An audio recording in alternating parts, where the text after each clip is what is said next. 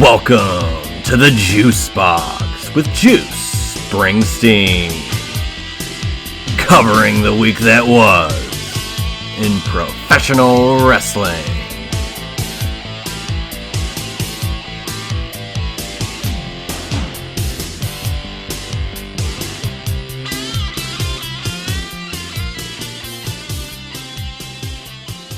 It is Memorial Day weekend here in the United States, and for wrestling fans, it's a triple header. It's Saturday night's main event, it's Double or Nothing, it's NXT Battleground, all within, 24 hours of each other. Specifically for this, the Juice Box, what we're doing this week is Saturday night's main event. It's the prediction show, and I would be remiss if I did not include the one, the only, Josh Isenberg into the fray. Welcome, Josh. How are you doing? I'm excited for a big week of professional wrestling, Juice. We got Saturday night's main event, Battleground, like you said, Double or Nothing. Woo! Thank goodness I am off on Monday because I'm not going to want to get up after consuming 10 hours of wrestling in 24 hours. Just 10? Come on. Just 10. Yeah, man. I mean, for a holiday that we're in our 30s, I never really recalled this time of year being this loaded with wrestling up until AEW got around, because they started the whole thing with Memorial Day and Double or Nothing, because before that it would be maybe you get a pay-per-view in May, right? Yeah. It's interesting. And I love it though, because that Monday morning, a lot of people don't have to get up and go to work. So why not buckle in for a 5-hour Double or Nothing, which is most likely going to happen. And Saturday night's main event is always exciting, especially since its return last year. I think every card has had a little bit of something special to it. And obviously we'll dive into the 4 matches that are announced. I would assume main evented by John Cena and R-Truth. We can talk about that here in a minute. Absolutely. And I do want to say this is being recorded before SmackDown, so there could be a 5th match. I still am unsure whether they're going to add a match or not. I've seen a lot of people kind of concerned about there not being a women's match on this, and there have been at least one women's match on the last 2 Saturday night's main events, plus I think each show at least had 5 matches. So, with a cage match, a world title match, pretty stacked tag match, and John Cena, maybe there's no room for any additional matches, and that's, that could be what it is. But just to for the format here, we're going to run down the 4 matches officially announced in Tampa, Yuengling Center, which is kind of funny considering Yuengling's a pretty big deal around here. Yet Tampa is where they got the Yuengling Center, but nevertheless, Cena's on this thing, a cage match, world title. What about this card strikes you just immediately looking at it as, the reason you would want to tune in NBC primetime on Saturday? I mean, obviously, anytime you see John Cena, especially with his last run here in WWE, I get it. It's kind of a throwaway match. I think I'm excited to see what happens after his match against R-Truth. But also at the same time, you're going to get a great match with McIntyre and Priest. Those guys have excellent chemistry together. Jey Uso and Logan Paul. I mean, all 4 matches have a little bit of something that I'm interested in. The tag team match also with CM Punk and Sami Zayn, and the first time we really see Braun Breaker and Seth Rollins teaming up. And I'm okay with 4 matches because when you look at the card in May 20, Saturday night's main event on May 24th, then you have Money in the Bank June 7th. Then you have Night of Champions June 28th. Then you have Saturday night's main event July 12th.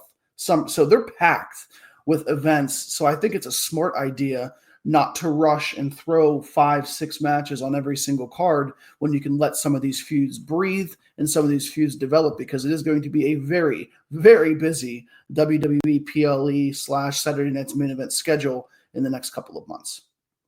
Absolutely. And there are quite a few matches that have that little amount of juice that you're hoping for going into a weekend like this. Let's kick things off. First of all, what do you think should be the match to start off the night? How would you bookend this show? What would be the first and last match? I know it's only 4 matches, and it might not really mean a lot, but I always find it interesting. What do you think should open and close? Honestly, I do think Cena should close anytime Cena's the champion here on out, especially during an NBC show. I'll talk about what I think is going to happen. Right. But then also, Jey Uso is always a guy that, you want to start the show off hot, and what better way to start off a show than the Yingling Center in Tampa with, 15,000 people eating. So we saw that work out well at WrestleMania, a great entrance for him there. I wouldn't be against putting him on at the 9 o'clock hour and kicking this off with CM Punk in the tag team match. So the only match that I'm just like, I don't want it to start is the steel cage match. But again, you can make a justification for that one too. But if I had to guess, I would prefer, I don't think it will happen, but I would prefer the tag team match to go first, your heavy hitters of CM Punk and Seth Rollins, and then the main event being John Cena. I think that's a really good way to have that tag match, just separate things a little bit differently. And realistically, I mean, all of these matches are probably going to deliver in one way or another. I agree. And the more you talk about it and the more I'm trying to come up with it, it's funny because there's only four matches, and I could see any of the four opening and arguably any of the four Yeah. closing. Man, to me, I think even though it's non-title, you want to see what happens with Cena last. Although that would be a hell of an opener for this show. Maybe you close with the world title, assuming Jay wins. I wouldn't matter. It wouldn't matter to me if the steel cage match opened. I always think that you kind of kick it off with something like an interesting image. You said Jey Uso in the Yeet, but seeing the cage get lowered, I think would be a really cool Yeah. opening shot for Saturday night's main event. But let's kick off our prediction show with that steel cage, Priest, McIntyre, one-on-one. Ideally, this would be the blow off for these two guys, having this feud rather past WrestleMania already. To me, I think this is the time and the vehicle for Drew McIntyre to win this match, and whether it's get momentum for Money in the Bank or just be set in a slot to be in the world title picture on either brand. With the draft, we don't know when that's coming up as well, but Drew McIntyre winning this and getting that extra push of momentum, I think, is important for this match to deliver. What say you, Josh? Yeah, I agree with that. I think McIntyre wins this for all the points that you really hit there. He is a guy that you have to imagine he will be rewarded with a massive championship due to the body of work he has put in, not just last year, but over the years now, where he is always going to deliver. And sometimes he delivers even better on the microphone, which is crazy to think the leaps and bounds that Drew McIntyre has made over the past, I would say, even 3-4 years, right after, the pandemic. I think McIntyre winning does it a lot better for McIntyre. Damian Priest losing again, I don't know what you do with Priest after that. I think you can keep him around in some sort of a mid-card-ish type feud, whether it be something with Jacob Fatu in the U.S. Championship, whether it be something with an LA Knight or somebody of that ilk. But I do think McIntyre picks up the victory here, and I think McIntyre is in a world championship match sooner rather than later. Yeah, I tend to agree, and we'll talk about it with the Uso Paul match because Gunther is lying in wait. Mm-hmm. Yet that match, that match with Gunther happens 2 days after Money in the Bank. So we'll get there in just a moment. But let's say Drew McIntyre wins this and he, gets into that upper echelon of the card again. What do you think is next for Priest? I kind of talked about this with Drew the other night. If these two guys are kind of done with their feud, but maybe there's a little bit extra juice you could squeeze out of it, could you feasibly see at Money in the Bank, depending on how this goes, Priest and Bad Bunny and Cody versus a Drew, Cena, and Travis Scott? At Money in the Bank? Yes. Mm. Only because it's been rumored that it's a six-man and not just this traditional like 2-on-2 with a Travis Yeah. Scott.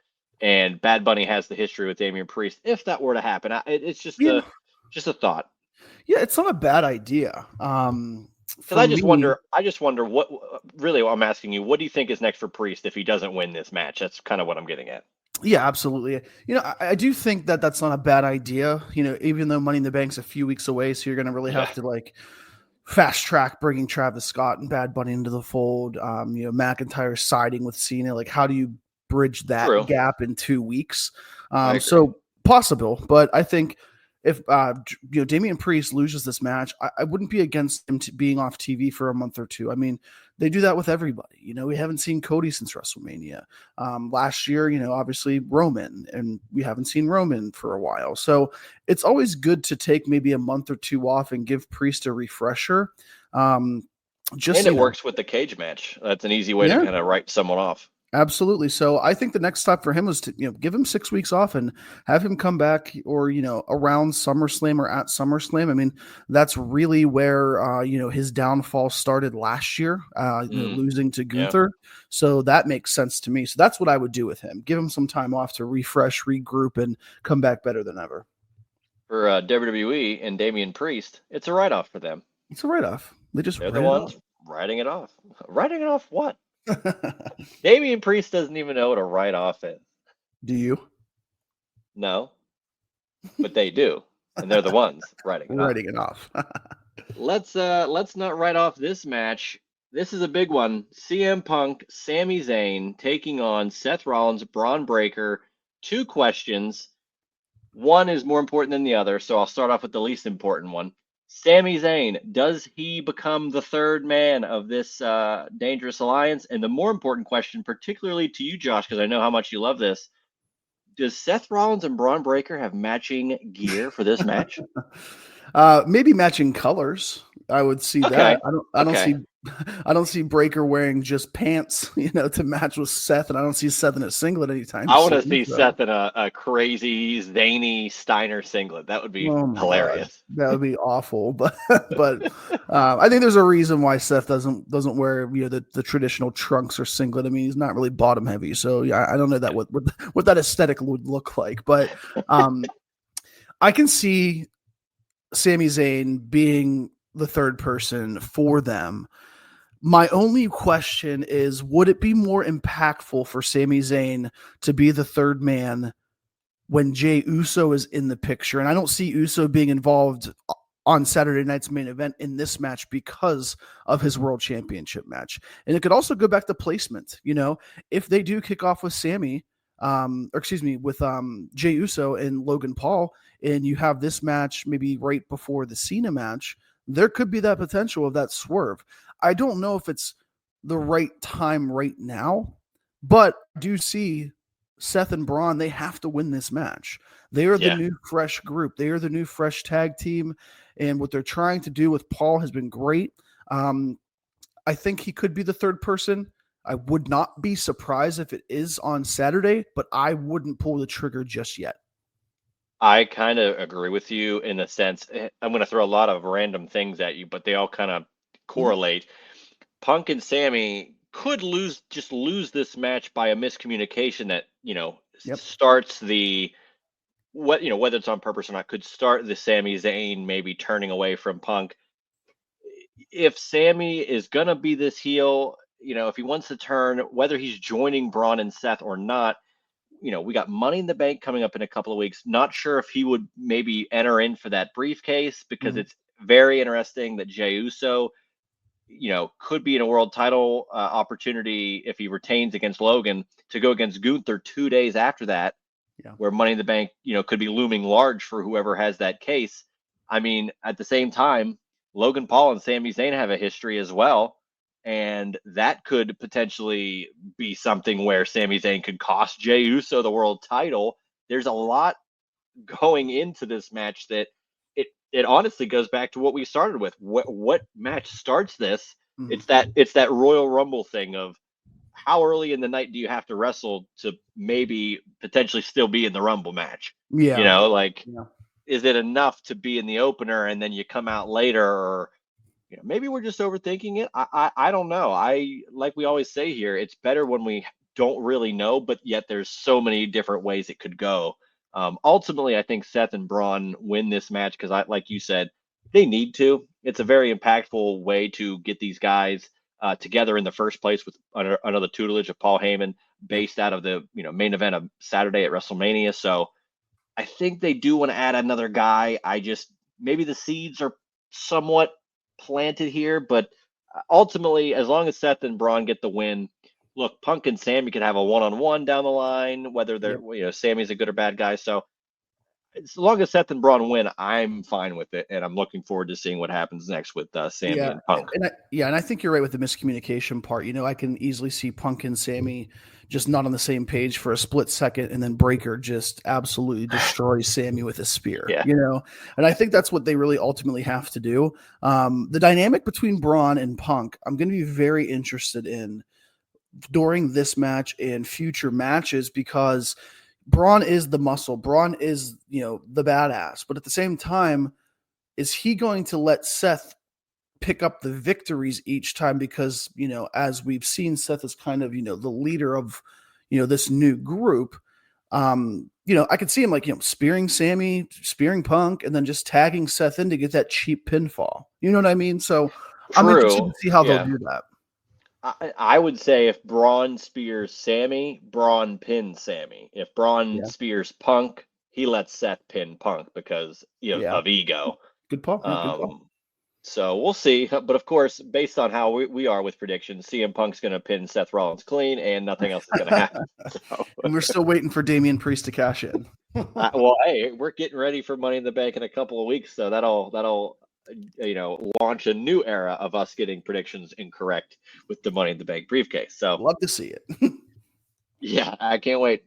Something else I'm looking forward to is another world title opportunity for Logan Paul. This is against Jey Uso. Logan's had a shot against Roman. He's been in Royal Rumble matches and had every match he's been in this run has been memorable for one reason or the other. And you can't doubt the guy in ring, and his promo skills, I think, have actually gotten better based purely on experience. I think the more he goes out there, the better he can be at this, the more he kind of understands it, gets it. I think he wants to absorb pro Mhm. wrestling as much as he possibly can, no matter how you view him outside of the ring.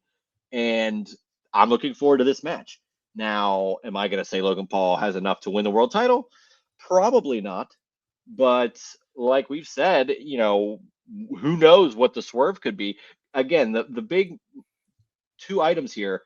Gunther waits for the winner, but that match is June 9th. Money in the Bank happens June 7th. So even if Logan Paul were to win this match, I'm not so sure he wouldn't be champion 3 weeks from now because of everything. Sure. Goldberg potentially looms large if Gunther's involved down the line. I don't know what really is going on with this world title, especially since Jay was, rocket shipped from Rumble to Mania to win the title in the first place over Gunther. So Yeah. I don't necessarily see Jay losing this just so quick. And I think it is Jay Gunther on June 9th, but Paul will have a good effort either way. What say you, Josh? Yeah, I think Logan Paul is one of those guys that, will never, ever, ever be fully approved by the fickle WWE and pro wrestling universe, no matter how good he is. They And are that's a fickle. shame. Fickle, yeah. And that's a shame because, I mean, you That's a see what shame. the guy has been able to do in the ring, outside of the ring, and all the exposure that he's gotten for WWE. But yeah, Jey Uso should win this match. I do see Jay and Gunther running it back. And I mean, you never know what could happen in that match. Fantasy booking down the road. If they do believe in Logan Paul, they want to put the strap on him or keep him heavily involved. I wouldn't be against him winning Money in the Bank because you have him potentially losing to Jay at Saturday night's main event. I don't know if they'll have a world title. I'll be surprised if they actually have another world heavyweight championship match and a WWE Championship match at Money in the Bank because you'll have those two Money in the Bank ladder matches. I can Yeah. easily see a tag team match on that card, and then you can easily have an Intercontinental Championship or a U.S. title, and then one or two, probably two women's matches. So I Mm. think Money in the Bank is the perfect time. The only thing would be you would remove the suspense of a potential cash in on the men's side that night, which I don't want to see anyway. True. Although I think you could get Jey Uso in some sort of way. I've seen some rumor, or just maybe fantasy booking rather, of like maybe it's the Usos and Cody in a 6-man Mm. against Cena, Travis Scott, and whoever they could come up with, you know. So maybe but that lends itself. Imagine that. Imagine Money in the Both Bank champions out there, yeah. 6-man tag where each world champion is on either side, and you open up the night with the Money in the Bank winner. That's pretty, Yeah. wild of the possibilities. Now, I'm with you. I generally don't like the cash in the same night. Sometimes it works, sometimes more often than not, rather, I don't like it. I like the when's it going to happen, or let me show you how awesome I am with this briefcase because who knows when I want to cash in, Yeah. or even the lesser known, I'm cashing in at said date. Let's do this because with Cena retiring at the end of the year, whoever wins that case could easily just say, "Look, man, I want you at your final show, and if you're champion, great." Like I think there's a lot of different avenues for that, but we're not at Money in the Bank yet. I think Jey Uso retains this title, and I do think they run it back with Gunther, and that'll be a whole nother prediction show that we can talk about That's all good. the rest of that. But I do look forward to this match, and same with Priest here. If Paul doesn't win, assuming he doesn't, what's next for him? Do you think you said maybe Money in the Bank could be an option? Is that really the next best thing? Because he is full time, but he doesn't have to be in a main event slot every time. Yeah, he's full time, but he's not there every single week. You know what I Yeah. mean? He's typically there twice a month, right? Um, and that's fine with him. You don't want to overexpose him every single week. So if he's a Money in the Bank winner, he could pop up once or twice. And I think the problem with booking Logan Paul is they want him to be not the face of the company, but they want him in a spot where he is always going to have important matches. The only non-important match in my mind that he's ever had was against Ricochet. Like, Mm. cool, great, flipping matches, whatever, no big deal. But nobody gave a crap about that match, to be honest with you, because it was Ricochet. It wasn't Oh, here Ricochet. we go. Ricochet taking strays, even though he's not in WWE anymore. That's what we're due here. Let's That's go, what we do. Josh. I'm just saying, just saying. But yeah, it just comes back to Logan Paul always going to be in a prominent spot. If he has the briefcase, he doesn't have to be there every week. You could always wonder when he will pop up. So that's what I would do at this point in time. And it gives me the benefit of I know that he's not going to cash in that night or the next week because he'd be somebody that would be on impulsive and doing Yes. all of this stuff, and that briefcase is sitting next to him for as long as they want him to have it.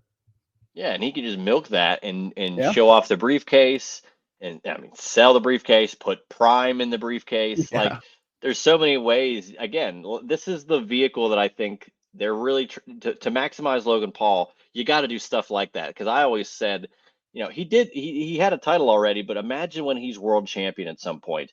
That is going to be like the height of how much can we promote two yeah, things at once by us promoting Logan Paul and the title, but him promoting the title WWE doing everything else he does. So I yep, wouldn't mind seeing him in the Money in the Bank. And look, a ladder match in Logan Paul, I sign me up.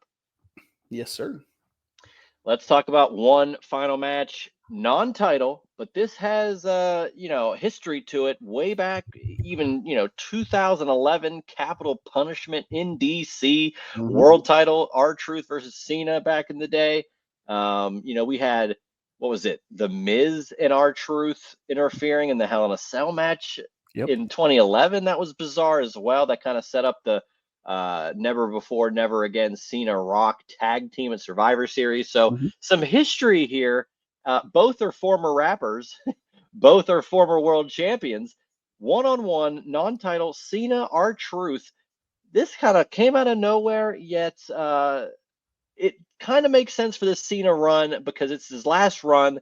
R Truth has always, quote, looked up to John Cena, even though he dwarfs him in age by 3 or 4 years. Yeah. So this is at least fascinating to me. It's the perfect match for Saturday night's main event, especially because it's non-title. I think it'll be fun, and I definitely think it'll be interesting.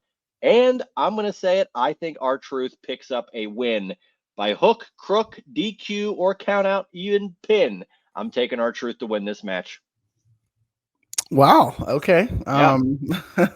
I guess since it's non-title, you can kind of make another case for that. Why not, right?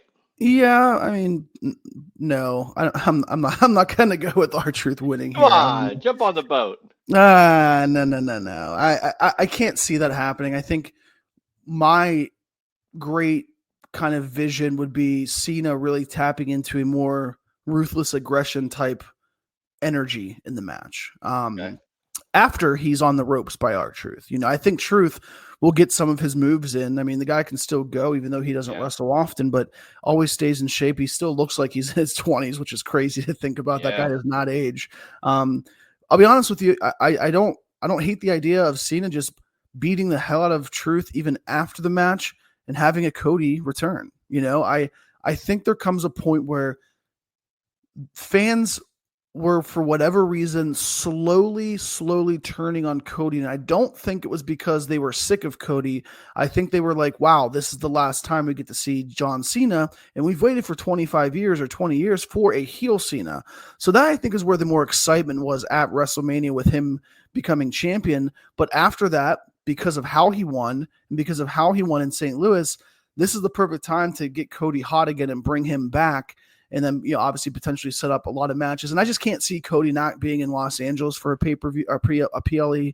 I can't see him heavily involved, obviously, in SummerSlam, of Night of Champions, all of these upcoming PLEs. So bring him back on NBC in Florida. I think he'll have a great reaction. The people will be happy to see him, and then build towards multiple matches for him to get to a chance to face John Cena once again for the championship. As for what you said about my suggestion, nobody's buying it, and you shouldn't be selling it. Exactly. Uh, Well, I I mean, think, Truth could win. He could roll up Cena or something, and then Cena flips out and beats the crap out of him. Then, well, right, but you yeah, bringing up Cody, why couldn't Cody kind of his music hit and then Cena gets rolled up? I mean, crazier things have happened, like you said, So I mean, Jinder uh, Mahal beat Randy Orton at Backlash in 2017. hey, you're damn right he did, and I The was worst thrilled. WWE champion, Oh not my, named Great Khali. or Vince McMahon. I think Vince was better.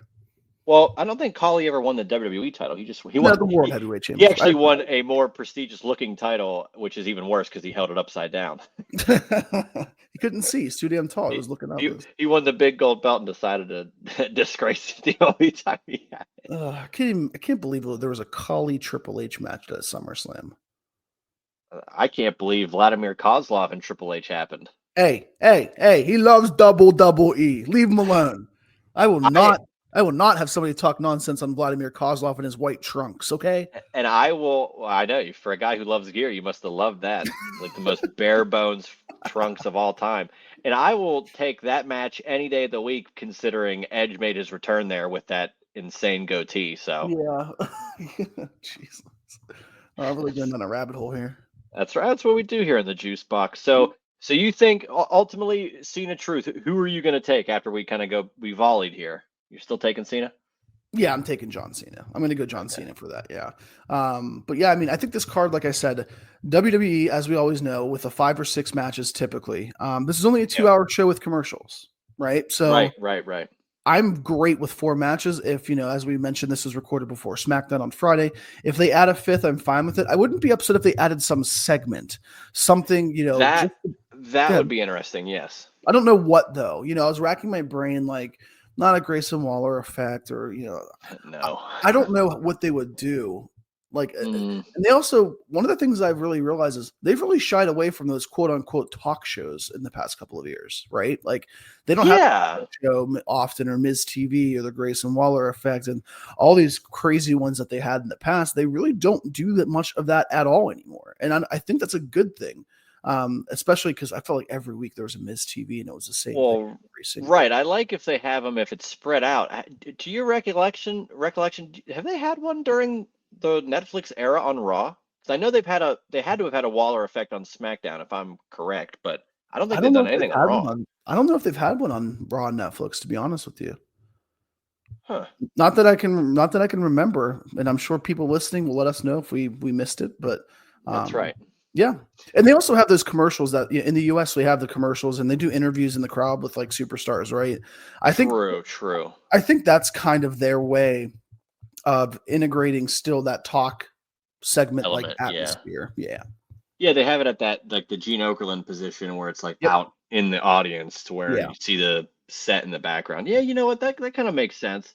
I'm gonna have to do some digging though to find out about the actual talk segments, at least on Raw. Because you brought up Grayson Waller, and I'm almost certain they've had that on SmackDown because it's Yeah. a 3 hour show. Yeah. They probably had like an LA night once or twice or with them. Yeah, but on Yeah. Raw, I can't recall, and it's only been what 5 months of this Yeah. on Netflix, so remains to be seen. But Josh, final thoughts of Saturday night's main event before we wrap it up and send it over to the weekend that is memorialized. I am excited to get the old school feel, the music, Yeah, the lights, just the overall presentation. And obviously, we have Jesse Ventura once again, I believe. Is that correct? I think he should be there. Yeah, I think I saw something promo material with him, but again, obviously, card subject to change. But I love whenever Jesse Ventura is there. I think he does a really great job, and him and Tess at that kind of, like you said, that Gene Okerlund type area, in the Yeah, crowd or right in front of the stage or on the stage. So I'm excited. I love nostalgia. I think they do a great job with nostalgia with Saturday Night's Main Event for the past couple of events that they've had it since its return. And yeah, a great way to kick off a Memorial Day weekend to lead us into Sunday for two big events, Battleground and Double or Nothing. So I'm looking forward to all the pro wrestling that we are going to dissect digest this weekend. yeah, and maybe in a couple weeks we can dissect what's going to happen with Money in the Bank. That's when I assume you will be back on this very program, Josh. I Giddy up. appre That's right. I appreciate you hopping in the juice box this week. A lot of wrestling going on this weekend, so be on the lookout for all of that and more at Juicy Steen for me, at Josh Isenberg 4 on Twitter for him.